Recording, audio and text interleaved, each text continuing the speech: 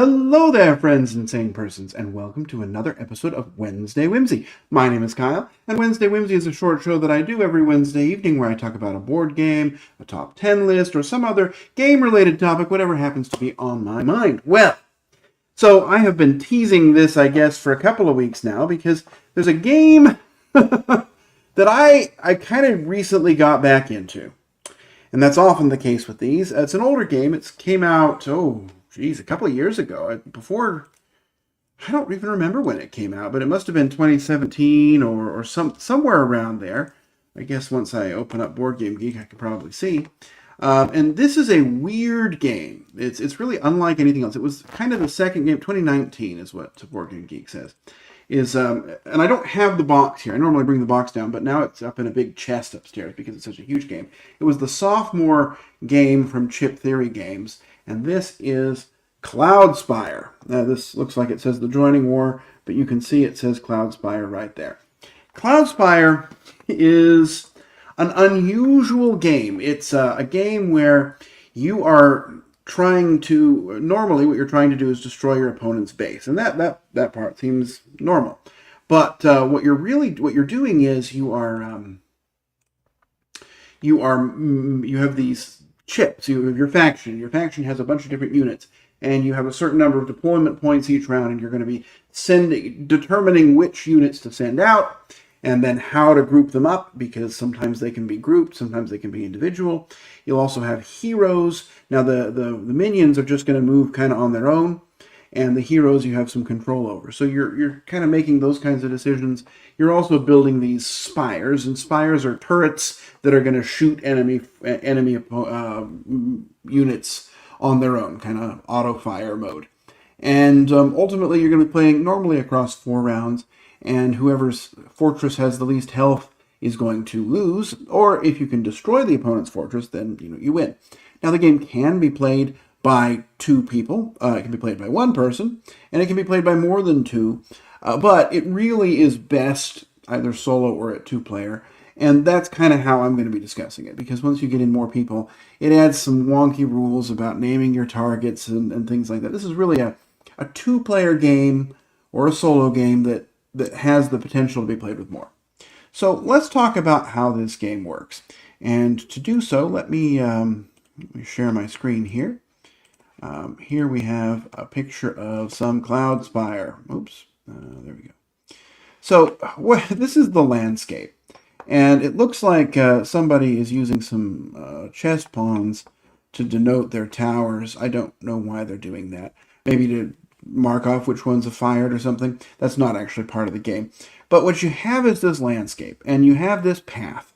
And the path is going to connect the 2 fortresses. And on your turn, you're going to start out by picking the units. Oh, there you go. Here's the fortress, there's its life, and there's this source, which is the currency in the game. And you have this barracks, which is all of the different units you could use. And you're going to make a stack that you're going to deploy. And then they're going to take their turns. Now, this looks like it might be illegally placed because you can't block off a fortress completely. There always has to be a path to it. Oh, no, there's a path there. Never mind. And then these units are just going to start marching. Like, here we have Cram the Mighty. He's a champion, so you can decide what direction he's going to move and how far. Whereas these other units, they are just going to go on autopilot. So once they get out there, they're going to start moving. They have their movement value, and then they're going to attack. And that's going to repeat. And you're going to keep doing that, and your opponent's doing the same thing. Now, when you get near these spires, you can see these purple units. These are the spires, and they stack them differently than I stack mine. I usually put my chips on the bottom and my other chip on top, but it doesn't matter. So these spires, they have a range, and when your units get in the range of them, they're going to roll dice and attack. And so that's kind of how the spires come into it. After you have moved and suffered any enemy spire attacks, you can damage what you're next to. You can damage an enemy unit, there are neutral units, or you can even try and knock out these towers. When you kill something, you get a source reward for it, which is some additional currency that you can use.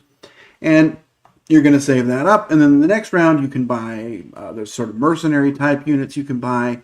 You can, each base has its own set of upgrades it can use, which may allow you to use different units. It may allow you to build better spires. It may be more efficiency. It may be some protection or some added retaliation, or a variety of things. There's lots of different factions. There were 4 in the base game. Then there was an expansion one, so that's 5, then 2 more, 6, 7, and then 8, 9, and 10. I believe there's 10 factions now, is my my quick math. But you're going to do that, and then at the end of the round, once all of the minions are gone, your hero pitches a tent and doesn't do anything anymore.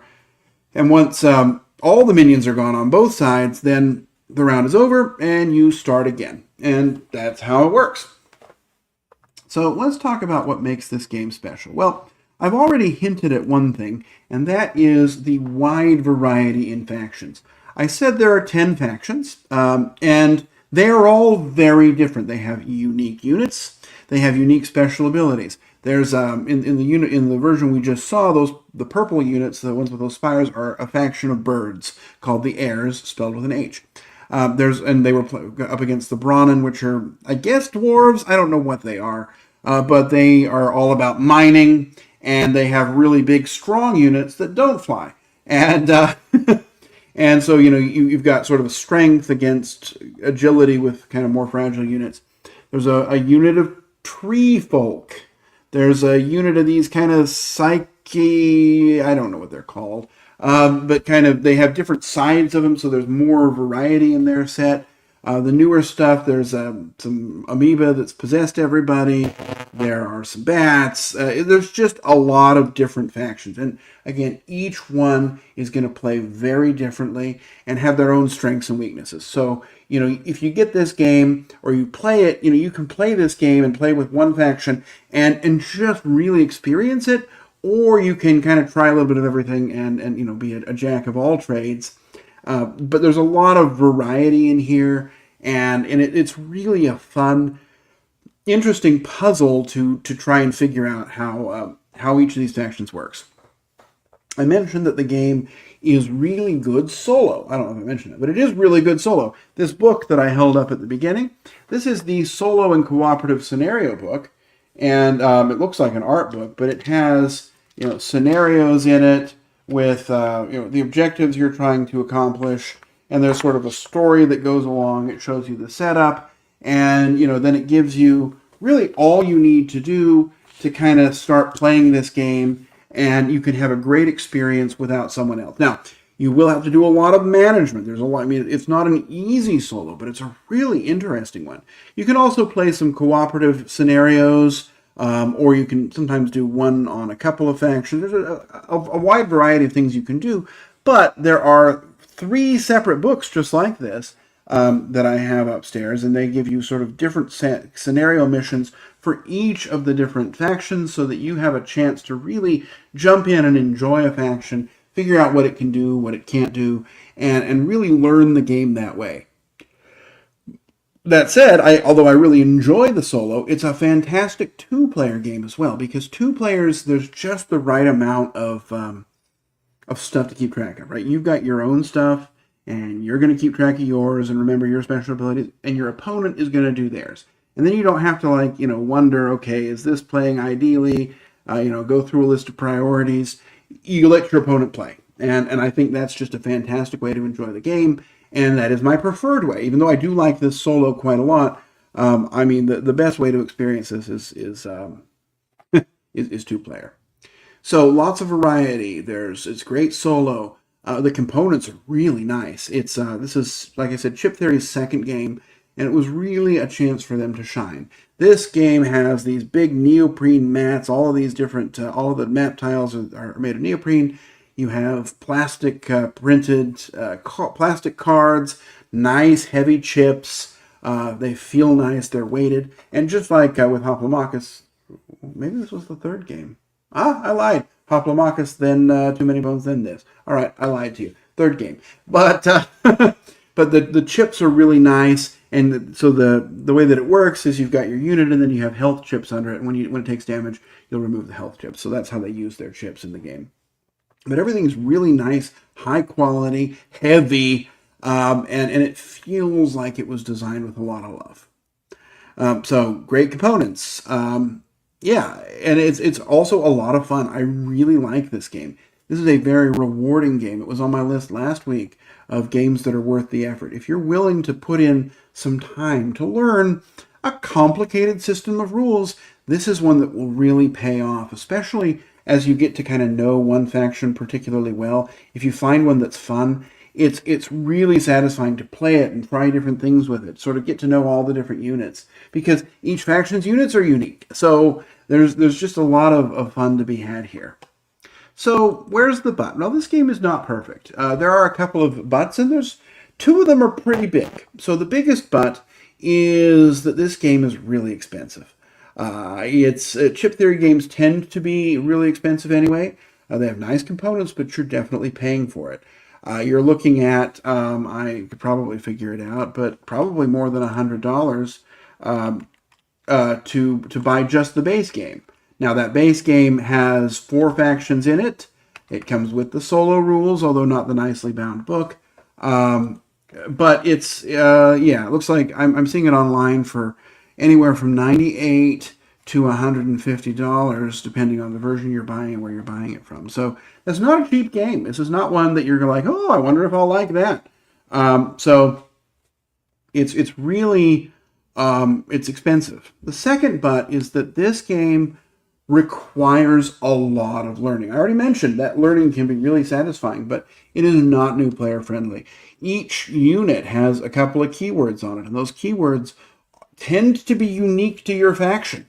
Now, there's only a few that you have to learn, but that's a lot of keywords, and it does come with a helper sheet. But then once you start uncovering the neutral minions, you can explore ruins and things, and other things come out with more keywords. And there's the markets, and those have units with more keywords. There's just a lot of keywords in this. And I don't love keywords. I mean, they're nice, right? It helps you sort of synthesize the information down to a very easy, small point so it fits on a chip. But that's a lot of work to keep track of all of that. And you're like, okay, what does flying mean? Okay, well, that one's easy. But what does dodge mean? Well, what it means is when this unit would die, you flip it over, and it doesn't die. But it's like, okay, some of them make sense. Some of them really don't. There's a unit in there called the, what is it called? The Elfenkazi. And that is a hummingbird unit. And it is the most complicated unit in just about any game I've played. I mean, it's needlessly complicated in how it works, how it moves, how it attacks. It comes in 2 different sides. It's a lot. There's a lot going on. And different factions are great, but that means that, you have to keep track of your faction, and you also have to be either aware of your opponent's faction or trust that your opponent is sophisticated enough to keep track of their own abilities. And that makes this game very difficult to teach as well, because if you're teaching, you're really running 2 sides as you're trying to help people remember what they can do. So, I mean, this game is beastly in terms of its complexity and difficulty to learn. Other buts, it's difficult to store. This game, I have mine, like I mentioned, in a huge chest upstairs, and it's actually in 2 chests. One for the spires, which are not necessary, they're cosmetic only. You can just make stacks of chips. And one for all the other stuff. But that's a lot. It takes up a lot of space. It's difficult to set up. Oh, the first printing, actually, when you're setting up the boards in the solo game. In the 2-player game, you just kind of set it up randomly. But in a solo game, you're supposed to be using specific tiles, and they don't have any labeling on them. In the later editions, they do, but in the early editions, the only way to figure out which tile's which is to kind of hold it up and look at it and compare it against the picture in the book, and that's obnoxious. So, I mean, I've thought a few times about asking for an upgrade or buying an upgrade, but it's expensive enough that I don't want to. And I can solve the problem, but it's a lot, right? Setting it up is a pain. Taking it down is a pain. This is one that you'll want to, I need to do a list of that, of games to leave set up. Is one that you're going to want to set up and just play a few times in a row, just because it's so difficult to get it out and get it to the table and put it away again. So, I mean, there are a lot of negatives about this. So where do I come out? There's a lot of so's. I like this game. I already mentioned last week that this is worth the effort to me. This is a game that I could play for years and not get bored of. It's one of those games I could play for the rest of my life. I don't think there's going to be any more expansions for it. I think it's largely done. And that's okay because there's so much stuff here. I could play it and I won't get bored. I love it solo. I love it 2-player. I don't love it 3 and 4-player. But that's okay. I have 2 great player counts, which are the 2 that it's kind of designed for to play it with. And, to say that the solo is tacked on is entirely untrue because it has this huge book of solo scenarios. It's clearly designed with solo in mind as well. And I just find this so fascinating and fun. Again, I don't get to play it much because it's such a pain to teach and I have to find the right person to play it with. But if I find that person, this just sings. And so, where do I come out on it? I give it a 9 out of 10. This is one of my favorite games. This is a game I just love to play. It is possibly my favorite chip theory game. I like it. It's on par with Too Many Bones and the Elder Scrolls game. Those, I like all 3 of those. I like it better than Burn Cycle. I like it better than Roth. I mean, I like it better than Hoplo. It is a fun, fascinating game. I think it's been largely kind of overlooked by other people. I don't hear a lot of people talking about it. I don't know that it made as big a splash as some of Chip Theory's other games, but it really should have because it is so fascinatingly fun. I definitely recommend that you try it and not buy it because it is very expensive and difficult to store and all the things I said about. But if you can find somebody to teach you or come by and play it with me, I love playing Cloudspire. And it's a game that I would love to go and play right now if I didn't have to set it up. Anyway, that is it for me. 9 out of 10 for Cloudspire. Definitely worth the effort. And that's going to bring us to the end of this week's episode of Wednesday Whimsy. I'm going to be back again next week. What am I talking about? Games that are not worth the effort. So we'll see what I come to on that. I'm looking forward to that list. I don't often do negative lists, but sometimes it's fun. I'm also going to be traveling for Eurovision, so that'll be an experience. But I will be here with another episode next Wednesday. And I'm going to wish you safe travels, courage when you need it, and I hope to see you back next week for another episode of Wednesday Whimsy. Bye-bye.